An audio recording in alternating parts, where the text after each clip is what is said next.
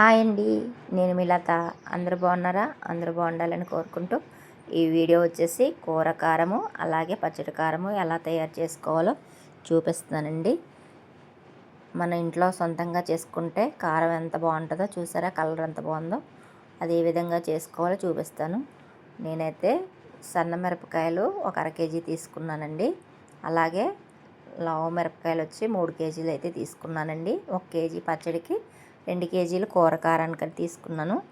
అచ్చంగా సన్న మిరపకాయలు అయితే కడుపులో మంట అది వస్తుందండి. అందుకే మేము ఎప్పుడైనా సరే లావు మిరపకాయలు 2 కేజీలు తీసుకుంటే ఒక అర కేజీ సన్న మిరపకాయలు వేసుకుంటామండి. అప్పుడైతే మనకి గ్యాస్ట్రిక్ కానీ కడుపులో మంటలు కానీ అలాంటివి ఏమీ ఉండకుండా ఉంటుందండి. చాలామంది అయితే సన్న మిరపకాయలతోనే కూర కారం ఆడించుకుంటారండి. అలా కన్నా ఇలా వాడితే కలరు ఉంటుందండి. కారం మనకి కడుపులో మంట అయ్యి రాకుండా ఉంటాయండి. కాకపోతే ఆ మిరపకాయలు కొంచెం రేట్ ఎక్కువ ఉంటాయండి. ఇప్పుడు కూర కారానికి ఏమేమి వేసుకోవాలో చూపిస్తాను, చూసేయండి. ఒక 150 గ్రాముల ధనియాలు అయితే తీసుకొని వేపుకోవాలండి. అలాగే 50 గ్రాముల ఆవాలు, ఇవి కూడా లైట్గా వేపుకోవాలండి. అలాగే మెంతులు కూడా తీసుకోవాలండి. అవి ఒక 50 గ్రాముల మెంతులు తీసుకున్నాను.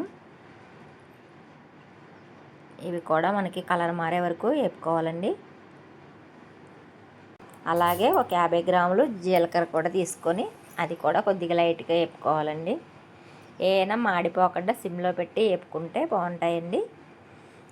అదేవిధంగా కొద్దిగా ఉప్పు అండి. ఉప్పు కూడా మనం గల్లుప్పు తీసుకొని దాన్ని కూడా వేపుకోవాలండి. వేపటం వల్ల ఏంటంటే అందులో చెమ్మది ఉన్నా కానీ పోతుందండి, బాగుంటుంది. ఇవి గింజలన్నీ మిరపకాయలన్నీ ముచికలన్నీ తీసిన తర్వాత మనం మిరపకాయల గింజలు సపరేట్ చేసుకొని ఇవి కూడా వేపుకోవాలండి. అన్నీ వేపేసిన తర్వాత వీడియో క్లిప్ మిస్ అయిందండి. 4 పసుపు కొమ్ములు కూడా దంచి అందులో వేసి నేనైతే కూర కారానికి పచ్చడి కారానికి సపరేట్గా కవర్లో కట్టానండి. మిల్ల దగ్గరికి అయితే మా వారు తీసుకెళ్లారు.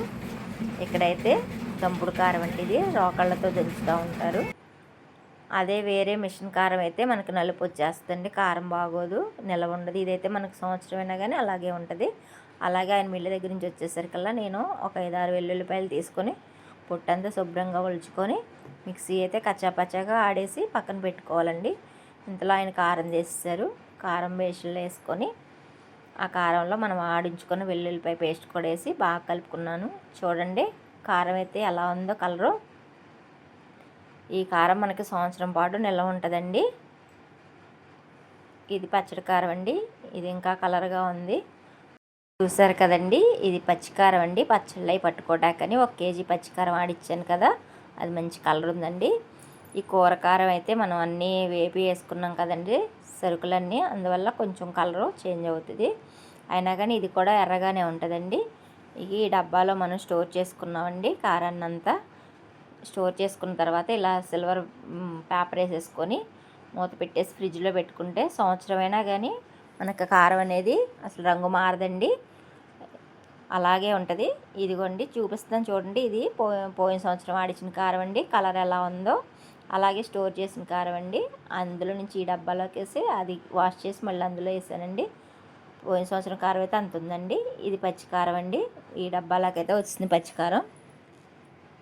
ఇది పోయిన సంవత్సరం పచ్చికారం అండి. అయినా కానీ కలర్ మారకుండా మనం ఫ్రిడ్జ్లో పెట్టుకుంటే అదే కలర్ ఉంటుందండి. సంవత్సరం అయినా కానీ మనం ఇంకా మళ్ళీ కారాలు ఆడించుకునే పని లేకుండా ఒకరోజు ఒక 2 గంటలు కష్టపడితే సంవత్సరం అంతా కూడా మనకు కారం అయితే ఉంటుందండి.